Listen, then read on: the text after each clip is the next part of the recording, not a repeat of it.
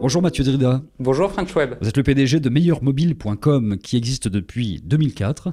Aujourd'hui, vous êtes très prégnant sur le secteur. Quelques références en fait. Vous avez 800 références de téléphone aujourd'hui à peu près, c'est ça? Oui, à peu près. En fonction de l'actualité, on oscille entre 600 et 1000 téléphones référencés. Vous êtes un endroit où on vient pour savoir quel est le téléphone qu'on doit prendre, le meilleur forfait qu'on doit prendre. Et puis la suite, c'est aussi de s'en débarrasser éventuellement en le revendant, pourquoi pas.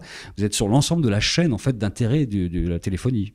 Absolument. Donc nous, notre métier sur notre marque Meilleur Mobile, puisqu'on développe aussi d'autres choses, c'est de rendre service au consommateur sur toute la durée de vie du consommateur avec son mobile. Que ce soit de l'information avant d'acheter un nouveau téléphone, jusqu'à de la comparaison de prix, jusqu'à des bons plans pour l'internaute et à la revente de son téléphone. Ça a pris de l'ampleur, ça, d'ailleurs, cette dimension de revente, de rachat de mobiles d'occasion. Absolument. Aujourd'hui, sur le marché, pour acheter un téléphone portable, il y a plein de possibilités pour le consommateur, que ce soit neuf avec ou sans forfait, que ce soit neuf à crédit ou aussi d'occasion, en recyclant son ancien téléphone, en l'achetant entre particuliers. Il y a plein de possibilités aujourd'hui pour acheter son téléphone mobile. Et vous, votre business model, il tient sur plusieurs ressorts ou pas d'ailleurs ?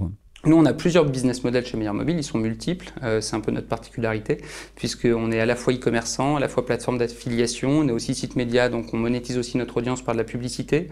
Donc on a tous ces modèles économiques qui sont pure web, qu'on utilise en fonction de nos différentes activités. Et pour être complet sur la carte de visite, vous êtes combien de salariés et quel chiffre d'affaires ? Alors aujourd'hui, Meilleur Mobile, c'est une vingtaine de salariés permanents, avec ensuite des activités qui sont externalisées. Donc il y a à peu près une quarantaine de personnes qui travaillent pour la société et 15 millions d'euros de chiffre d'affaires. La dernière news que vous avez communiquée, c'est l'arrivée dans votre board de Catherine Barba, qu'on ne présente plus beaucoup, et surtout sur French Web d'ailleurs, où elle est relativement présente, qui vient vous rejoindre en fait. Qu'est-ce qu'elle vient apporter dans la boucle? Absolument. Donc Catherine Barba vient renforcer notre conseil d'administration, dans lequel est déjà présent Pascal Chevalier, qui est aussi un acteur du web important. Catherine Barba vient pour nous accompagner sur tout ce qui est créativité, dynamisme, notoriété de la marque et positionnement de la marque, puisqu'aujourd'hui chez Meilleur Mobile, c'est plutôt une équipe de process, et Catherine Barba vient apporter sa fougue et sa créativité sur le marché. Bon, vous êtes bien placé pour savoir qu'il y a une guerre des forfaits, que cette guerre des forfaits est rallumée régulièrement et que ça vient d'être le cas une dernière fois avec B&You qui a lancé un nouveau forfait. C'était il y a quelques jours à peine. Juste avant, il y avait eu Joe Mobile qui lançait encore quelque chose qui était un nouvel opérateur. En fait, vers quoi est-ce qu'on va? Est-ce qu'on va vers un forfait à 9,99 qui soit en téléphonie, en appel illimité? Les datas, c'est encore autre chose. Mais est-ce que c'est ça la tendance? Alors effectivement, la guerre des forfaits fait rage en France depuis le mois de janvier et l'arrivée de Free Mobile sur le marché. Au lancement de Free Mobile, on s'était posé la question de savoir pourquoi est-ce qu'il n'y avait pas une offre intermédiaire entre celle à 2 € et celle à 20 €. B&You y a répondu en faisant une offre à 10 €, ça a été assez malin de leur part. Et la différence aujourd'hui, c'est on voit un marché qui s'oriente vers des appels et des SMS, MMS illimités, ça de base, l'offre à 10 € de B&You.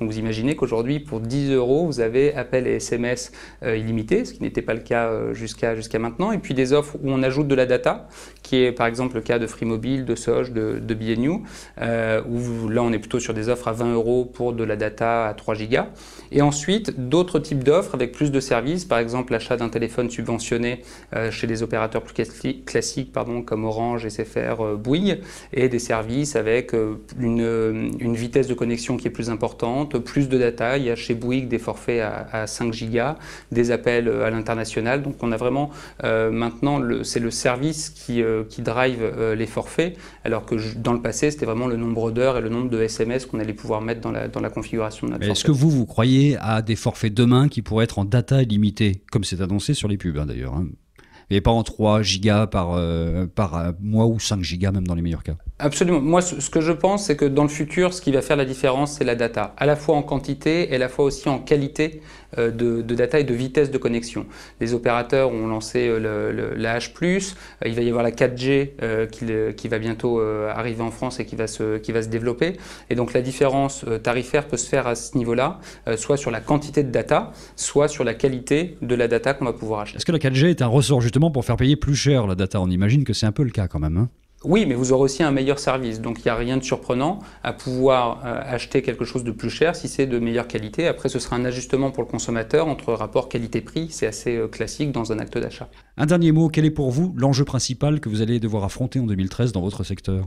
Alors dans notre secteur pour 2013, ce qu'on va regarder avec attention, c'est qui va venir concurrencer Apple et Android dans les OS, Windows. Est-ce que Windows Phone va faire son trou en clair? Voilà, Microsoft avec Windows 8 a de grandes ambitions, de grands moyens, des produits de qualité qui sont sortis. Maintenant, il faut que les consommateurs y adhèrent. Donc ça va être l'enjeu de 2013 du côté des OS. Du côté aussi des constructeurs, il y a deux constructeurs qui sont largement en tête, qui sont Samsung et Apple. Voir comment ça va s'organiser derrière et quelles innovations produits est-ce qu'on va avoir dans les devices.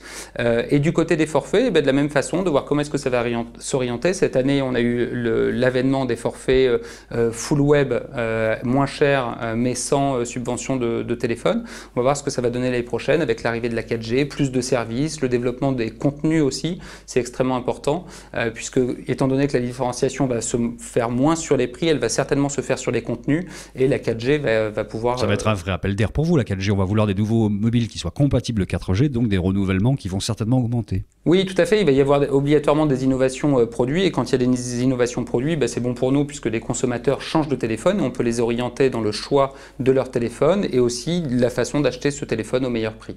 Merci beaucoup Mathieu Drida. Merci.